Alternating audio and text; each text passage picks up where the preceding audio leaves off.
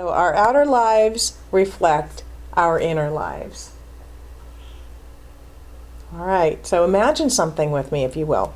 Imagine that you're standing in front of the mirror and you're making sure that you're set for the day. You know, your hair is all good and everything. And suddenly the reflection of you and the room behind you vanishes. And instead you see, now it's not the Phantom of the Opera. I don't know if you saw that, but it was a great movie. No, you see a movie of your entire life.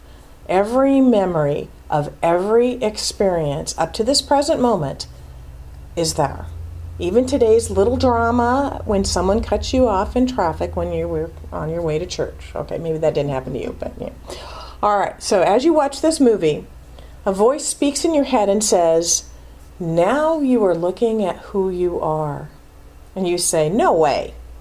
These are my life experiences. They are not who I am. And the voice says, oh yes, they are. A universal truth is that your life and all of your life experiences are a high precision mirror. They show you literally and metaphorically who you are.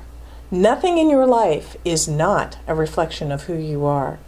This is the secret language of experiences, of events, and of things. The secret language shows you to you. And you say, nonsense. What about that guy who cut me off in traffic this morning? That's supposed to be a reflection of who I am? And the voice says, yes, even that. You are a fragment of the infinite, pure energy of creation. Through you and your adventures, it creates itself and knows itself. But you have forgotten this and you don't recognize your own creations, though they flaunt themselves in front of you. Even your body is part of the life mirror generated by your inner being. But you won't get the full picture if you focus only on material experiences, even your physical body, because they are the shallowest reflection of who you are. Instead, look at your relationships, your interactions, your reactions, your dramas, and your recurring events. Then you will see the entire picture. Now, please go and create a good day. And you say, great, just great. That's a lot of pressure, but I'll try. So glad I looked in the mirror this morning, right? Have you ever had an inner dialogue that said something like that in the morning when you were looking in the mirror? No? Perhaps it didn't exactly happen like that, or your inner voice isn't quite that articulate, but it tells you. It will tell you the same things. And even though we may argue with that inner voice that it can't be true, like why would I move over in another lane, right? That guy who cut me off on the way to church this morning is not a reflection of who I am. We know there is a little bit of validity to that, don't we? Anyone who's been around religious science or any other new thought or metaphysical teaching for longer than 30 seconds knows that it is, don't we? You know? Okay. Because a fundamental spiritual truth is that as within, so without. Who we are to the world is to us. As we give out, we get back. What we sow, we reap. And that one's in the Bible. And to put it in today's words, our outer world is a reflection of our inner world. So reflection, capitalized, the big R there, being our key word this morning. The R of our monthly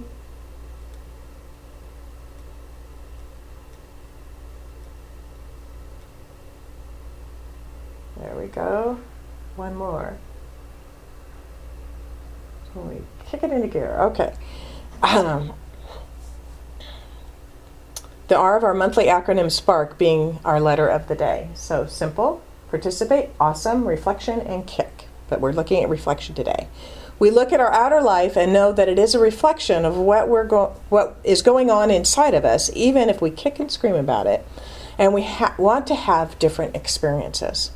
We want to have experiences that are more heartfelt, that are more connected, more abundant, more healthy, deep, spiritual, joy-filled, peaceful, etc., right? We all want those experiences. But sometimes life isn't giving those things to us, right? Somebody is always, it seems to be, cutting us off in traffic, or at least driving in an annoying manner. That's one of the things I need to work on, because obviously it's something that's a reflection of how my state of being is at that moment when I get frustrated. And here's an interesting thing. Just a little side story. On our way down to Santa Barbara, we left late on a Friday, about 5 o'clock in the afternoon, and we were driving down on the Highway 5, and I have to tell you, there were trucks and cars, and you know how you have the rule that you're supposed to stay in the right-hand lane unless you're passing. Well, nobody was doing that. Everybody was in the left-hand lane, but people were coming up on the right-hand side and cutting in, and Rich was driving. And I was just a wreck, because it was slamming the brakes, holding back, slamming the brakes, holding back, you know, and dealing with all these crazy drivers. Obviously, this is a reflection of what I was feeling inside. And so, you know, okay, you know what?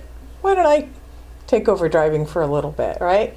So we got off at the rest stop and used the facilities and got back in the car, and I have to tell you, nobody was on the road. It was totally clear. There was maybe a truck here, maybe a car there. Just all disappeared.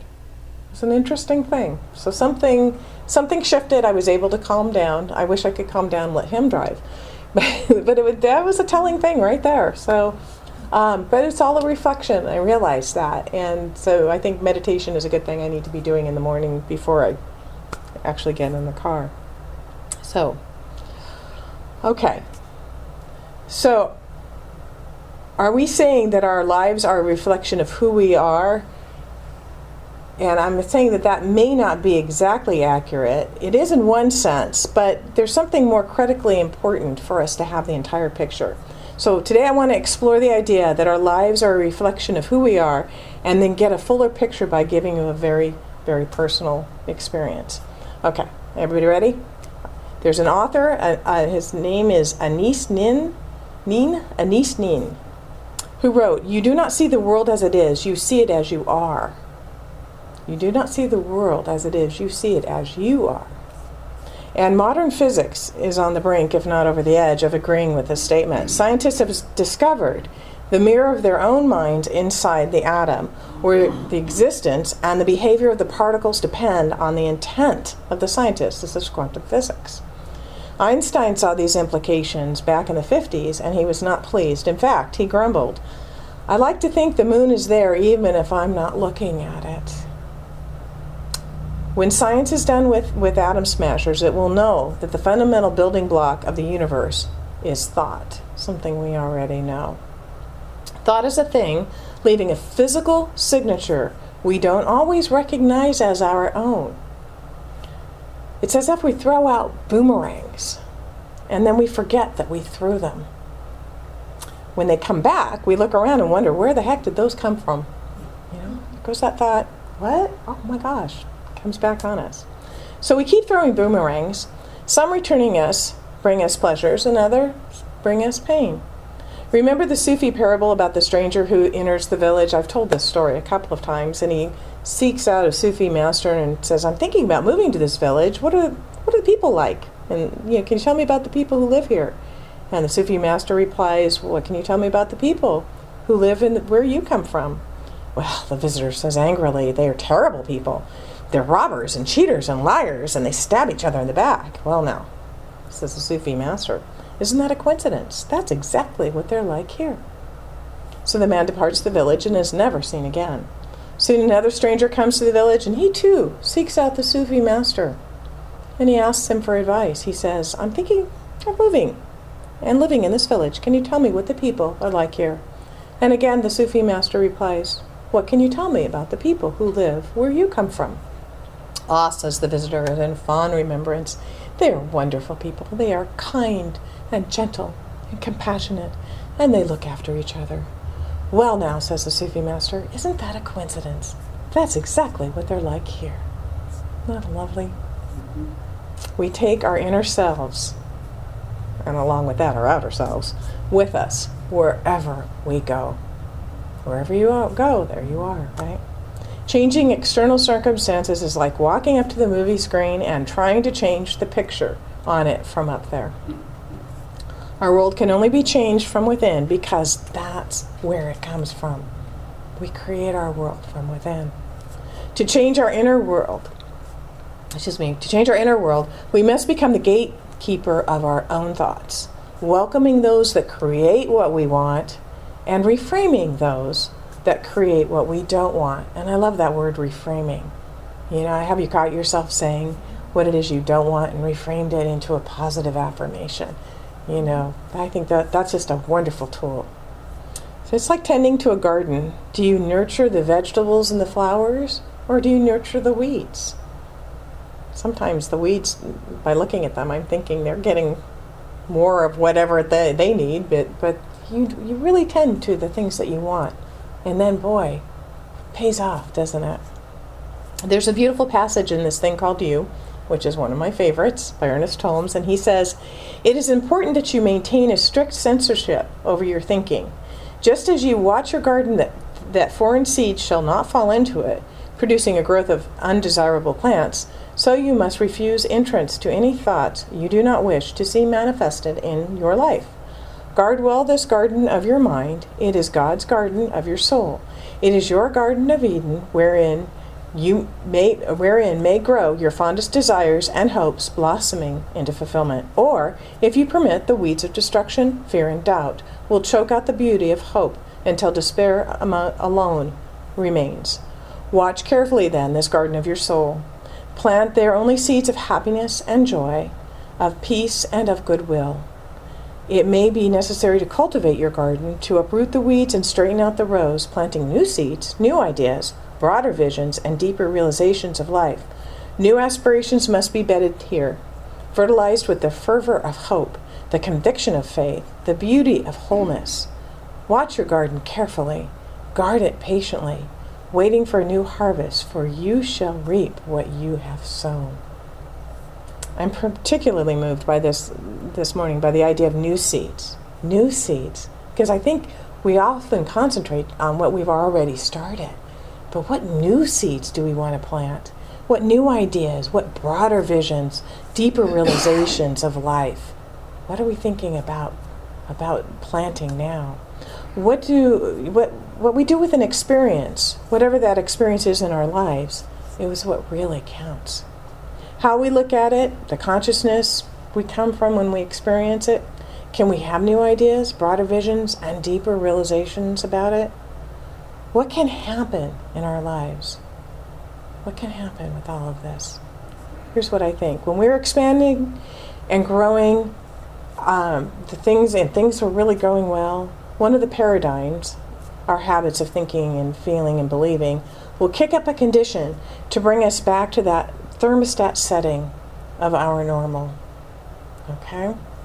The best personal example that I've shared, before, but this had to do with the taxes that we owed after Rich retired, right? And it was a bit of a shock, but it gave me a chance to look at what I really believe, that God is my source, and that the universe is always conspiring for my good. And it wasn't too long, we worked it out, we figured out a way, we paid it off. We paid off, I think it was $8,000, it was a hefty amount that we owed. And then suddenly, a month later, we get a bill in the mail from the IRS for another $2,000 from a previous year. And I thought, wow, I just stated my truth. And the universe kicked up something to see if it could get my thermostat, my comfortable level of how I felt about money and abundance, back to that place. And I really could have gone to that place of, oh my gosh, here we go again. Just when I think it's safe to go into the water, just when things are all cleared up, and now this, what's up with that? But I didn't stay and didn't go there. At first it was a little bit of but I caught myself almost immediately. And I realized that I was bumping up against that paradigm about being prosperous, about truly believing that I am a prosperous being. And, my thermostat is set at I can have enough, maybe even a little more than enough, but not too much. Have you ever gotten a check in the mail, and you think, oh, I wonder what's going to break, that this is going to have to go to? Because that has happened to me, and so I thought that was a universal truth until I stopped myself and said, no. It was amazing. Money would come in, and immediately a claim would come up to take it. That was the universe telling me that my thermostat was set here. even though I wanted it to be set here. And so my comfort level, my paradigm was trying to return me back to normal. And I realized that, coming from that paradigm, that it just simply wants to hang on. And it might not be what's best for me. It's again, another example would be someone who's in an abusive relationship, but they stay because it's what they know. And they're comfortable with what they know, even though it's not a good thing. It's still negative. And they're not able to express who they really are. But when I became aware of this, another awareness washed over me, and I just knew from the depth of my being that since we live in a benevolent universe, it really is conspiring. It's always conspiring for our good. And all I had to do was call the person who does our taxes, and it was just all going to work out. I didn't know how. She knew, and I knew she knew. And so I just turned it over to her and knew that it would work out, and it did. We owed nothing. So it was just the universe, throwing that at me, like, are you sure? Are you sure you know what it is you've claimed for yourself? And it was just an amendment that was needed. That was all. So this is how we can look at a condition like this. Notice that we're being tempted to lower our frequency, to believe something that isn't what we have claimed to be our truth, what isn't that we know deep down is our truth. Something has come at us, an event or an incident, and it is tempting us to lower our frequency and interrupt it. And the moment we become aware and interrupt it, we say, I interrupt this broadcast with a message from my soul. Excuse me, this is not the truth. I interrupt this broadcast. We consciously choose to release the old paradigm by not being all that interested in the condition, what's out there, because what's out there was created by a thought that started yesterday or before. So we're not going to put our attention on the condition out there. And unless, of course, there's something that we need to, an action we need to take right then, or there's a decision we have to make on that condition. But we're not going to just dwell on that. We're not going to dwell on the condition. So we don't worry, we don't stew. We just take the action and we continue to move forward. And I also find it helpful when you find yourself bumping up against an old prosperity paradigm to remember Robin Barb's mantra. I love that. Having fun, send more money.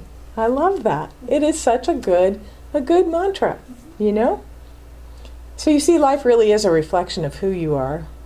Actually, no, not quite. Here's the full picture. Life is a reflection of who we believe we are. It's not a reflection of who we are. It's who we believe we are. Life is a reflection of what our paradigms tell us we are, of who we have been taught we are, of who we tell ourselves we are, but not really who we are. According to A Course in Miracles, you are the light of the world. You are the light of the world. And that is your only function. And that is why you are here. So I want to take us on a little journey this morning to perhaps clean off some debris that is covering who you are, so that that who you believe you are and who you really are more aligned. Okay? So that life can be a reflection of the light of the world that you are. This is how we ignite the spark of the divine that is in us this morning and in us at all times. So go with me on this journey by closing your eyes as I ask you this question. If you were a brilliant jewel, what would you be? Emerald, sapphire, diamond, garnet, amethyst, pearl, ruby? Spend some time envisioning the jewel, the size of it, the shape of it, the color, the depth, the brilliance. You, as this amazing jewel, are hanging out by the side of the road. Cars come along and splash mud on you. It's been raining, so a lot of mud splashes on you. Rain is that liquid that falls from the sky, in case we've forgotten. The wind picks up And now leaves and grass and all sorts of debris stick to the mud, and pretty soon you are completely and totally covered in mud and debris. The jewel is nowhere to be seen. It is completely buried. It is still there, but not all that visible. Now you know you can't go walking along like that. I mean, what would people think, you being such a mess? So you decide that the best thing to do would be to cover up this mess. So you find a paint store and you buy some beautiful colored paints and you paint a lovely exterior. Very nice. Very pleasing. Quite acceptable. And you walk around with your lovely exterior. But the challenge is, the only you that you remember is the mud and the debris. You think that's the real you.